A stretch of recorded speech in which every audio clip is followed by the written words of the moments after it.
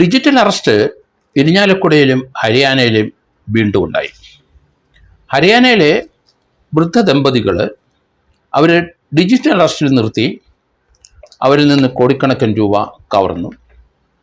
അവർ പ്രായമുള്ളവരാണ്, നല്ല പ്രായമുള്ളവരാണ് രണ്ടുപേരും. അവർ സുപ്രീം കോടതി ചീഫ് ജസ്റ്റിസിന് ഒരു ലെറ്റർ എഴുതി അയച്ചു. തങ്ങളെ ഡിജിറ്റൽ അറസ്റ്റ് ഉൾപ്പെടുത്തി 2 ദിവസം അതിൽ നിർത്തി തങ്ങളുടെ കൈവശം ഉണ്ടായിരുന്ന പണം മുഴുവൻ തട്ടിയെടുത്തു എന്ന് അവർ വേദനയോടെ ഒരു ലെറ്റർ എഴുതി ചീഫ് ജസ്റ്റിസിന് അയച്ചു. ചീഫ് ജസ്റ്റിസ് അത് സ്വമേധയാ ഒരു കേസ് രജിസ്റ്റർ ചെയ്തു. CBIക്ക് നോട്ടീസ് പോയി. CBIക്ക് ഒരു ഡയറക്ഷൻ കൊടുത്തു സുപ്രീം കോടതി. ഈ ഡിജിറ്റൽ അറസ്റ്റ് ആൾക്കാരെ ചെയ്തവരെ കണ്ടെത്തണം. അതിൽ വിദേശത്ത് പല ഡിജിറ്റൽ അറസ്റ്റിലും പണം പോകുന്നതും അതിൻ്റെ സോഴ്സും അതിൽ ചില ആൾക്കാരെല്ലാം വിദേശത്തു നിന്നാണ് ഓപ്പറേറ്റ് ചെയ്യുന്നത്. സൈപ്രസിലൊക്കെ നിന്ന് ഓപ്പറേറ്റ് ചെയ്ത കുറേ കേസ് ഇന്ത്യയിലുണ്ട്. അപ്പം പല സ്ഥലത്തും അതുപോലെ വിദേശത്തു നിന്നാണ് ചില ആൾക്കാർ ഓപ്പറേറ്റ് ചെയ്യുന്നത്. പക്ഷേ ഇന്ത്യയിൽ അവർക്ക് അവരുടേതായ സുഹൃത്തുക്കളും കൂട്ടുപ്രതികളുമുണ്ട്.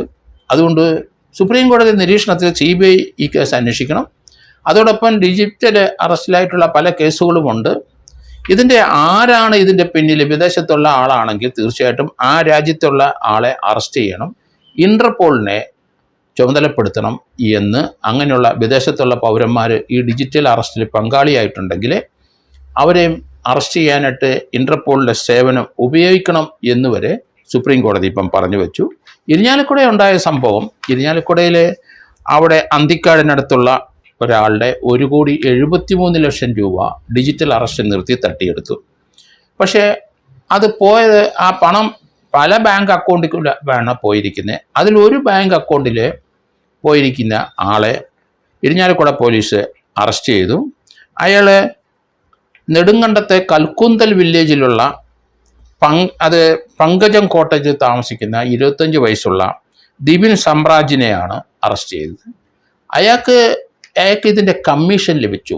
അയാളുടെ അക്കൗണ്ടിൽ വന്ന പണം അയാൾ അതിൻ്റെ ഈ ഡിജിറ്റൽ അറസ്റ്റിൻ്റെ പ്രതികൾക്ക് അയച്ചു കൊടുക്കുകയും അവരിൽ നിന്ന് ഒരു കമ്മീഷൻ സ്വീകരിക്കുകയും ചെയ്തു.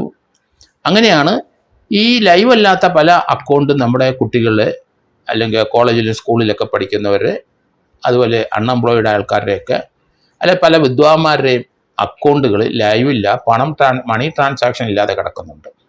അവരിലേക്ക് ചില ഓഫറുകൾ ഇവർ വെക്കും. നിങ്ങളുടെ അക്കൗണ്ടിൽ പണം വരും, ഞങ്ങൾക്ക് ആ പണം തരും, അതിൻ്റെ ഇത്ര ശതമാനം നിങ്ങൾ എടുത്തോളൂ, വേറെ കഥകളൊക്കെ ആയിരിക്കും. ഇങ്ങനെയുള്ള തട്ടിപ്പുകൾ ധാരാളം കേരളത്തിൽ നടക്കുന്നുണ്ട്. പല പയ്യന്മാരും ആ കേസിലെ പ്രതിയാവുകയും ചെയ്തിട്ടുണ്ട്. എന്ന് പറഞ്ഞ പോലെയാണ് ഈ കൽക്കുന്തൽ വില്ലേജ്, ഇടുക്കി നെടുങ്കണ്ടത്തുള്ള കൽക്കുന്തൽ വില്ലേജിലെ ഈ ദീപിൻ എന്ന് പറഞ്ഞ ഈ പയ്യൻ, അവന് കമ്മീഷൻ കിട്ടി. അവനെ എന്തായാലും ഇരിഞ്ഞാലക്കുട പോലീസ് അറസ്റ്റ് ചെയ്തു. അതുകൊണ്ട് ഇത് തട്ടിപ്പാന്ന് ഇന്ത്യ മുഴുവന് എല്ലാവർക്കും അറിയാം. പക്ഷേ പലർക്കും അത് മനസ്സിലായിട്ടില്ല.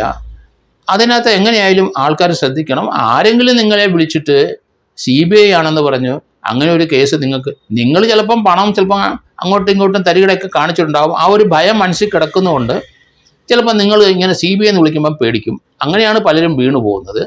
അതുകൊണ്ട് CBI എന്ന് ആര് വിളിച്ചാലും ശരി, അങ്ങനെ ആരും ഒരു CBIയും വിളിക്കാൻ പോകുന്നില്ല. നിങ്ങൾക്ക് അങ്ങനെ ഒരു കോൾ വന്നു കഴിഞ്ഞാൽ തിരിച്ചു വിളിക്കാമെന്ന് പറഞ്ഞിട്ട് അതേപടി അപ്പോൾ തന്നെ അത് ലോക്കൽ പോലീസ് സ്റ്റേഷനിൽ അറിയിക്കുക, അല്ലെങ്കിൽ വിവരമുള്ള ആരെങ്കിലും അറിയിക്കുക. അവർ സംസാരിച്ചോളും. കാരണം ഇത് തട്ടിപ്പാണ്.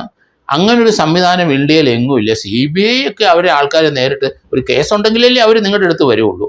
അത് കേസ് എടുക്കാൻ പോവുകയാണെന്നൊക്കെ പറഞ്ഞൊരു CBI ഉദ്യോഗസ്ഥൻ വിളിക്കുന്ന ഒരു പതിവ് ഇന്ത്യയിലില്ല. അതുകൊണ്ട് ശ്രദ്ധിക്കുക. ഇങ്ങനെ ആരെങ്കിലും നിങ്ങളെ സമീപിച്ച് നേരിട്ടോ അല്ലെങ്കിൽ മൊബൈലിൽ കൂടെ സംസാരിച്ചാൽ അത് തീർച്ചയായിട്ടും ശരി എന്ന് പറഞ്ഞിട്ട് അടുത്ത ആരെങ്കിലുമായിട്ടൊന്ന് കൺസൾട്ട് ചെയ്യുക. വിവരമുള്ള ഒരു അഡ്വക്കറ്റോ അല്ലെന്നുണ്ടെങ്കിൽ നമ്മുടെ സമീപവാസികൾ, രാഷ്ട്രീയക്കാരോ ആരായാലും ഇത് തട്ടിപ്പാന്ന് അറിയാമല്ലോ. അവർ നിങ്ങൾക്കറിയില്ലെന്നല്ലേ ഉള്ളൂ. അതുകൊണ്ട് അങ്ങനെയുള്ളവരെ ബന്ധപ്പെട്ട് മാത്രമേ ഫർദറായിട്ട് ഇത് പ്രൊസീഡ് ചെയ്യാൻ പാടുള്ളൂ.